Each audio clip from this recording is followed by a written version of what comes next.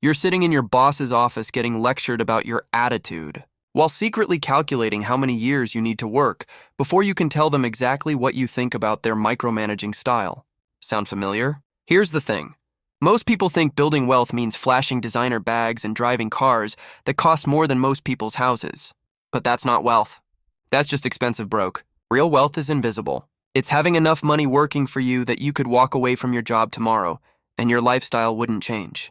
What if I told you there are 7 specific moves that can build this kind of secret wealth, even if you're making $30,000 a year and currently eating ramen for dinner 3 nights a week? These aren't get-rich-quick schemes or cryptocurrency gambling.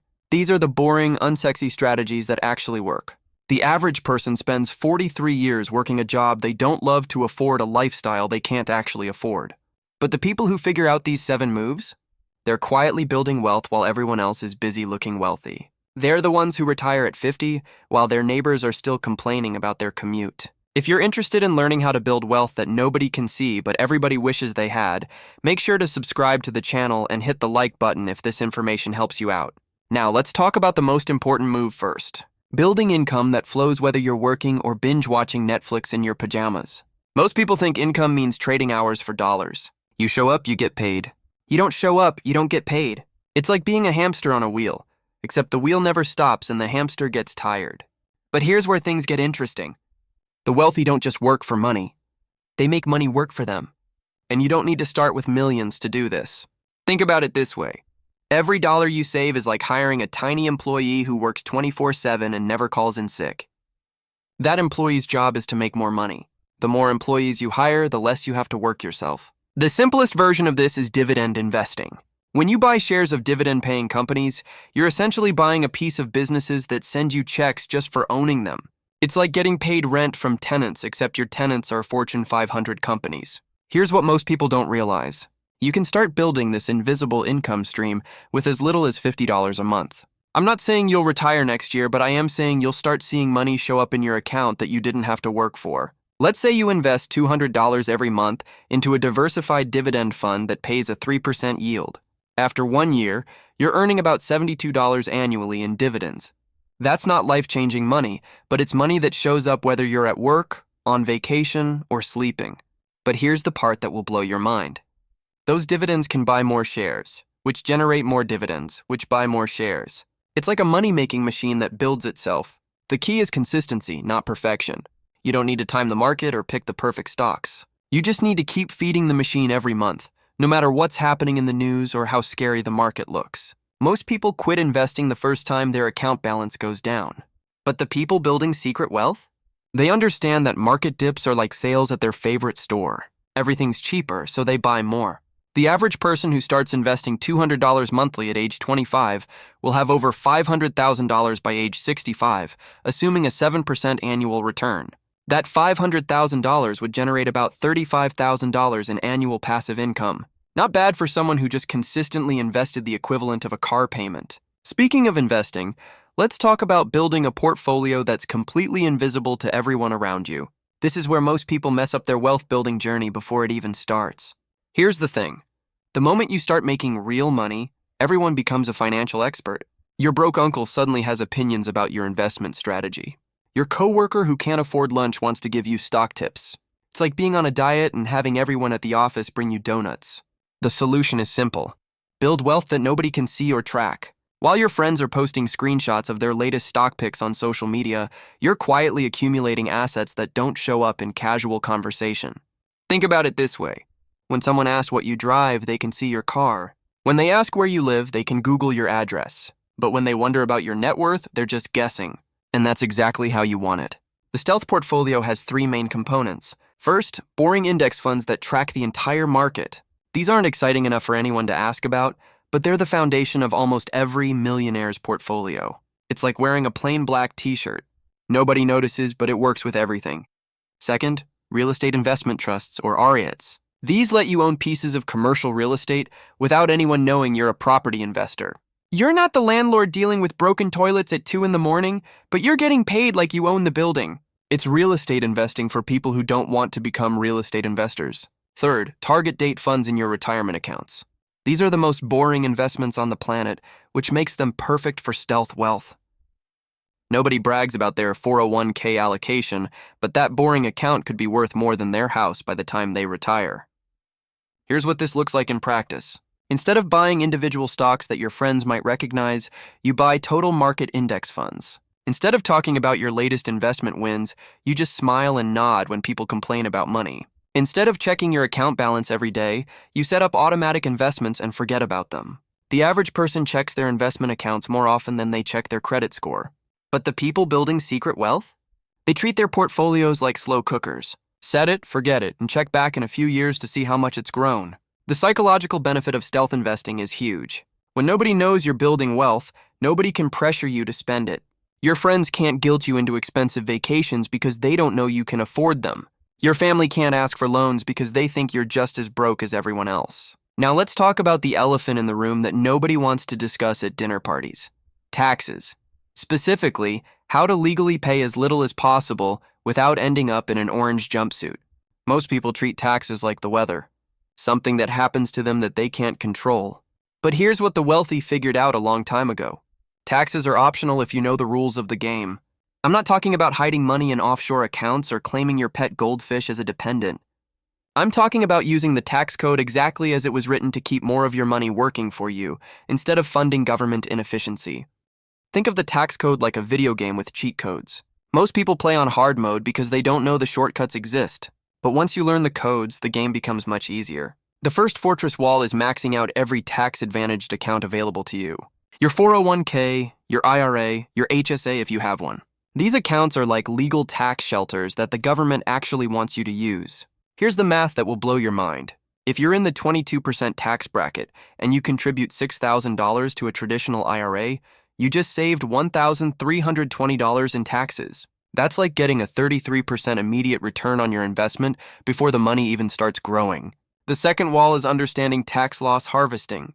When some of your investments lose money, you can sell them and use those losses to offset gains from your winners. It's like getting a discount on your taxes for making imperfect investment decisions.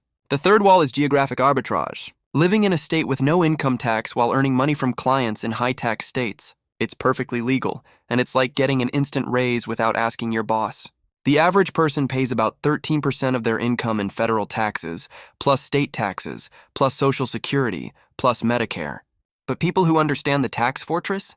They're paying single digits while building wealth faster than everyone else. The key is thinking about taxes before you make financial decisions, not after. Most people earn money, pay taxes, then invest what's left. But wealthy people invest first, then pay taxes on what's left. It's the same money, but the order makes all the difference. Here's where most people get wealth building completely backwards. They think the path to financial freedom is working harder at their current job, maybe picking up some overtime, or getting a second job delivering food on weekends. But that's like trying to fill a bathtub with a teaspoon while the drain is wide open. The real move is becoming so valuable that people have no choice but to pay you more. And I'm not talking about generic skills that everyone has. I'm talking about becoming the person who knows how to do something specific that most people find confusing or intimidating. Think about it this way. There are millions of people who can flip burgers, but only a few thousand who can set up automated email marketing systems that actually convert. There are tons of people who can answer phones, but very few who understand how to optimize Google Ads for local businesses. The rarer your skill, the higher your price. Here's what this looks like in practice. Let's say you're currently making $35,000 a year doing basic data entry. Instead of looking for another data entry job that pays $37,000, you spend 6 months learning how to build simple websites for small businesses. Now, you're not competing with everyone who can type. You're competing with people who understand WordPress, basic SEO, and how to make a plumber's website show up when someone searches for emergency pipe repair. Suddenly, you can charge $2,000 per website instead of $15 per hour. The beautiful thing about skill stacking is that you don't need to become the world's best at anything. You just need to become pretty good at a combination of things that most people find overwhelming. It's like being a Swiss Army knife in a world full of butter knives. The average person thinks they need to go back to school for 4 years and accumulate $50,000 in debt to learn valuable skills. But the people building secret wealth? They're learning high-value skills on YouTube, Coursera, and industry blogs for the cost of a Netflix subscription. Here's the key. Focus on skills that directly impact someone else's money. If you can help a business make more money or save more money, they'll pay you whatever you ask. If your skill is just making things look prettier or run slightly faster, you're competing on price forever. The most valuable skill combinations right now involve technology plus human psychology. Understanding how to use AI tools to create content that actually persuades people to buy something. Knowing how to set up simple automation systems that save business owners 10 hours a week. Learning how to analyze data in ways that reveal profitable opportunities. Most people spend their free time watching Netflix or scrolling social media.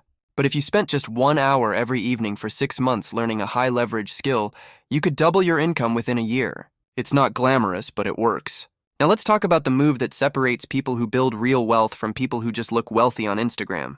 It's called lifestyle deflation, and it's the opposite of what most people do when their income increases. Here's what usually happens. Someone gets a raise or a better job, and immediately their spending expands to fill their new income level. They upgrade their apartment, lease a nicer car, start eating out more often. It's like their expenses are a balloon that automatically inflates to match whatever air you pump into it. But people building secret wealth do something completely different. When their income goes up, their lifestyle stays exactly the same. All that extra money gets funneled directly into wealth-building assets. It's like having a money leak, except the leak goes straight into your investment accounts. Think about it this way. If you're making $40,000 and living comfortably on $35,000, then get a promotion to $50,000, you have a choice. You can live like you make $50,000 and save nothing, or you can keep living like you make $35,000 and invest $15,000 annually. That $15,000 invested every year at a 7% return becomes over $1.4 million in 30 years. But if you inflate your lifestyle to match your income, you'll have nothing to show for your career except some nice memories and a bunch of stuff you don't actually need.